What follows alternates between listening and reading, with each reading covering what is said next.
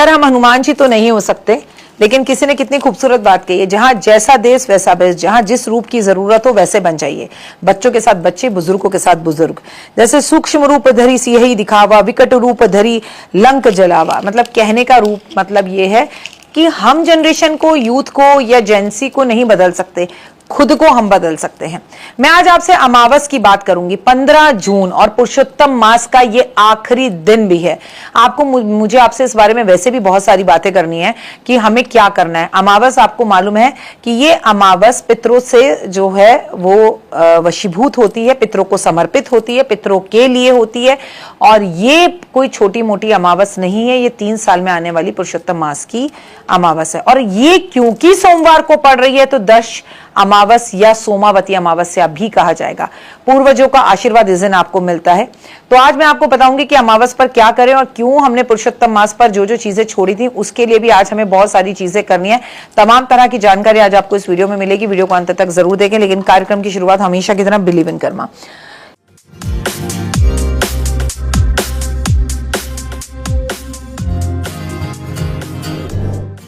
सुस्वागतम, वेलकम, अभिनंदन। मैं हूं आपके साथ आपके अपने होस्ट दोस्त डॉक्टर वायरा की। आपका स्वागत अभिनंदन करती हूं आपके, मेरे और माता रानी के इस खूबसूरत से यूट्यूब चैनल पर। कैसा है मेरा ये संसार, दीन दुगनी रात चौगनी तरक्की करे। माता रानी की असीम कृपा मेरे संसार और परिवार पर बनी रहे। हिंदू धर्म में हर दिन हर तिथि किसी ना किसी देवी देवता को समर्पित होती है। अगर आप बात करें चंद्रमा के 16वीं कला कही जाने वाली अमावस्या की तिथि की, तो ये तिथि पितृ पूजन के लिए बहुत फायदेमंद मानी गई है, क्योंकि इसका स्वामी स्वयं पितृ देवता होते हैं। दशा अमावस्या पितरों की विशेष मानी है गई है और विशेष अधिकार दिए गए हैं।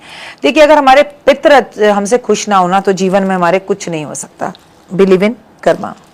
मैं आपको बता दूं, अमावस की तिथि पर हम अपने पितरों को याद करते हैं, उनका आशीर्वाद प्राप्त करते हैं और हम उनके लिए दान पुण्य करते हैं, उनकी तस्वीरों की पूजा करते हैं, उनके लिए तर्पण छोड़ते हैं, उन्हें खाने पीने की जो चीज़ें पसंद है हम वो करते हैं और वो दान करते हैं और वो घर में बनाते हैं और हम कौवे को खिलाते हैं, हम चींटी को खिलाते हैं, हम गाय को खिलाते हैं। और क्या ये सही है? हमारे यहाँ अमावस नहीं पूजी जाती, कुछ लोग कहते हैं। तो कुछ लोग कहते हैं, हमारी सास कहती है जब तक मैं जिंदा हूँ कुछ करने की जरूरत नहीं है। लेकिन आपकी सासू माँ को अगेंस्ट रखकर मेरे हिसाब से आप चलेंगे, मैं कतई नहीं कहूँगी।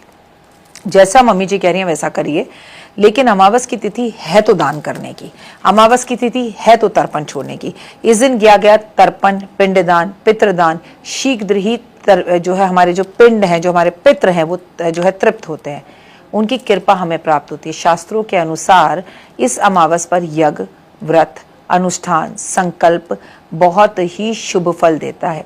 और अमावस की तिथि को कभी भी सिर्फ पितरों से संबंधित मत समझिए, ये महालक्ष्मी से भी संबंधित है। ये आपके सोने से, धन से, वैभव से, यश से और स्थिर रूप से घर में रहने वाले धन से संबंधित है। तो इसे कोई छोटी तिथि मत समझिए, अरे अमावस है कोई अच्छा काम नहीं करते, अरे अमावस है। अरे अमावस पे आप जिंदगी का सबसे अच्छा काम करते हैं, दिवाली पूजन करते हैं। आप उस दिन अपने घर में वैभव रूप से लक्ष्मी को स्थापित करते हैं, तो उससे ज्यादा शुभ दिन और क्या हो सकता है।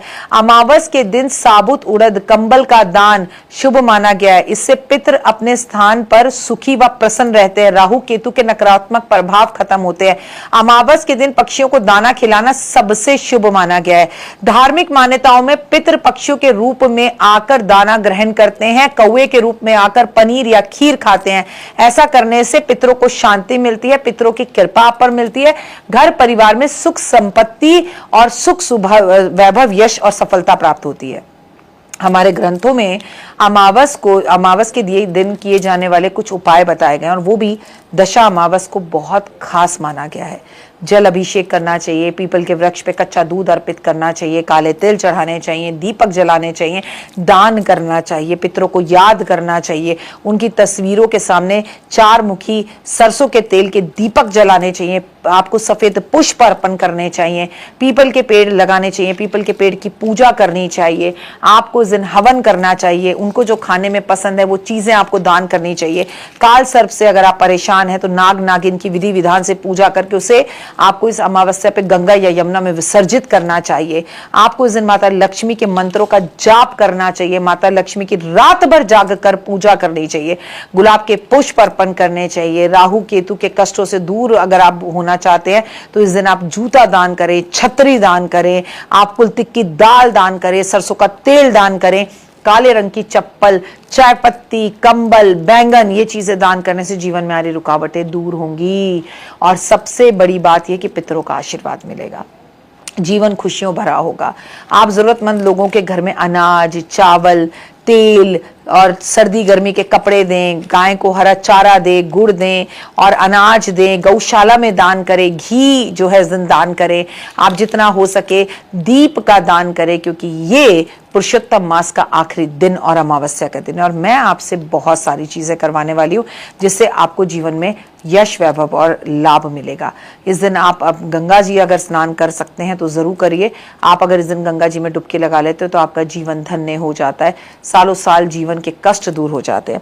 अब बात पुरुषोत्तम मास की, क्योंकि ये पुरुषोत्तम मास का आखिरी दिन है तो हमने चप्पल छोड़ी थी तो हम चप्पल दान करेंगे, हम छतरी दान करेंगे, हम बैंगन दान करेंगे, हम चाय पत्ती दान करेंगे, हम कंबल दान करेंगे। मुझे मालूम है बहुत गर्मी है, लेकिन जो इसका दान है वो मैं आपको बता रही हूँ। और जो हमने खाया नहीं, जैसे मैंने चावल छोड़े, बैंगन छोड़ा क्योंकि बैंगन नहीं खाते, चावल नहीं खाते इस टाइम पर, चावल तो खाते हैं, वो चावल मुझे पसंद बहुत है इसलिए मैं हमेशा छोड़ती हूँ। तो खिचड़ी का आज वितरण कर दीजिए। आज प्लीज आज आप खीर जरूर बनाइए, पितरों को भी भोग लगाइए, महालक्ष्मी को भी भोग लगाइए। पितरों को सफेद खीर भोग लगाइए और जब महालक्ष्मी को वही खीर भोग लगाएं तो उसमें केसर मिला दीजिए। एक पंथ दो काज, एक काज दो पंथ, मतलब आनंद की अनुभूति। ओए होए होए होए होए होए। और सोमवार का दिन है तो महादेव के ऊपर भी सोमावती अमावस्या जैसा फल हो गया। महादेव पर भी दूध, दही, शहद, चीनी, घी अर्पण करें। आज अपने पूरे घर में घंटी बजाएं, आज पूरे घर में लुबान का धुआं दे, आज पूरे घर में शंख बजाएं, आज पूरे घर के लाइटें जलाकर पंखे वगैरह, ट्यूबलाइट, दरवाजे सब साफ करें। पूरा घर में गुलाब जल और गंगा जल का पोछा लगाएं, जैसे आप दिवाली पर करते हैं। घर के अंदर तोरण लगाएं, बंद द्वार लगाएं, आप आम के पत्ते लगाएं। इससे आपका भाग्य जो है वो उदय होगा, लाइफ में सक्सेस मिलेगी। जीवन में आप जो चाहते हैं वो चीजें चलकर, दौड़कर, भागकर आपके घर आएंगी। फिलहाल दीजिए इजाजत। कमेंट्स में जय माता दी। आपके पितरों को मेरा कोटि कोटि प्रणाम। पितरों का आशीर्वाद सदैव आपके जीवन में बना रहे और लाइफ में सक्सेस मिले, कभी किसी चीज की कोई कमी आपको ना रहे। खूब खूब खुश रहिए और सुखी रहिए। फिलहाल मुझे दीजिए इजाजत। जय माता।